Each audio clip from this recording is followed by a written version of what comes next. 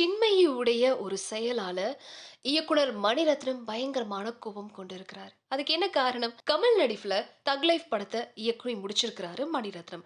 இந்த படத்துல கமலஹாசனோட சிம்பு, ட்ரிஷா, ஜோஜோ ஜார்ஜ், அசோக் செல்வன் மற்றும் ஐஸ்வர்யா லட்சுமியும் நடிச்சிருக்கிறாங்க. ஏ.ஆர். ரஹ்மான் இந்த படத்துக்கு மியூசிக் கம்போஸ் பண்ணியிருக்கிறாரு. கமலஹாசன் மற்றும் மணிரத்னம் 2 பேருமே சேர்ந்து தயாரிச்சிருக்கிறாங்க. இந்த திரைப்படம் ஜூன் 5ல ரிலீஸ் ஆக இருக்குங்க. இந்த படத்தின் பாடல்கள் வெளியீட்டு விழா ரீசெண்டா சென்னையில நடந்துச்சு. அந்த படத்துல இடம்பெற்ற பாடல்கள் பாடகர்களால மேடையில பாடப்பட்டுச்சு. இந்த நிகழ்ச்சியில படத்துல இடம்பெறக்கூடிய முத்தமழை அப்படின்னு ஆரம்பிக்கிற பாட்டை சின்மயி பாடியிருக்காங்க. அவங்க பாடின பாடல் பல பேரையும் வெகுவா கவர்ந்திருக்கு. படத்துல இடம்பெறக்கூடிய இந்த பாட்டை பாடகி தி தான் ஆக்சுவலா பாடியிருக்காங்க. ஆனா மேடையில பாடினது என்னவோ சின்மயி தான். ஏன்னா நிகழ்ச்சி நடந்த நாள்ல வேறு ஒரு நிகழ்ச்சி இருந்ததால பாடகி தீயால அங்க வர முடியல. அதனால சின்மயி பாடியிருக்காங்க.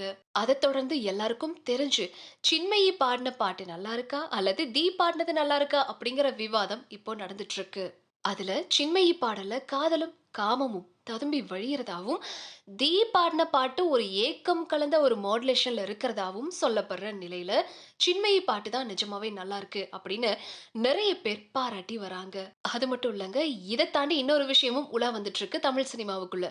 அவங்களுடைய குரலுக்கு வரவேற்பு கிடைச்சதும் அதை பயன்படுத்திக்க நினைச்சிருக்கிறாங்க சின்மயி. அதாவது ஆந்திரால ஒரு பிரபல நடிகைக்கு விளம்பர பணிகள்ல ஈடுபடுற நிறுவனத்தோட ஒப்பந்தம் செஞ்சுக்கிட்டு தான் பாடிய பாடல் தான் சிறப்பு அப்படிங்கிற கருத்தை உருவாக்கி இருக்காங்க. அவங்களுடைய வாய்ஸ் மக்களுக்கு பிடிச்சிருந்ததால அந்த கருத்தை எல்லாரும் ஏற்கிறாங்க.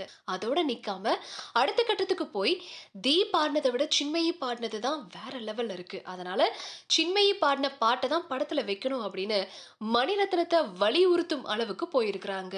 இதனால இயக்குனர் மணிரத்னம் பயங்கரமா காண்டாகி இருக்கிறாரு. சோ அந்த நிகழ்ச்சி நடந்த அன்னைக்கு தீ வர முடியாததால தான் சின்மயி பாடுறதுக்கு ஒத்துக்கிட்டாங்க. பட் இப்போ எல்லாரும் வந்து என்கிட்டயே சின்மயி பாடினது தான் நல்லா இருக்கு அப்படின்னு சொல்றீங்க அப்படின்னு அவர் கோபம் கொண்டதா சொல்லப்படுது. இதுல உண்மை என்ன பொய் என்ன அப்படிங்கிறது கடவுளுக்கு தான் வெளிச்சம்.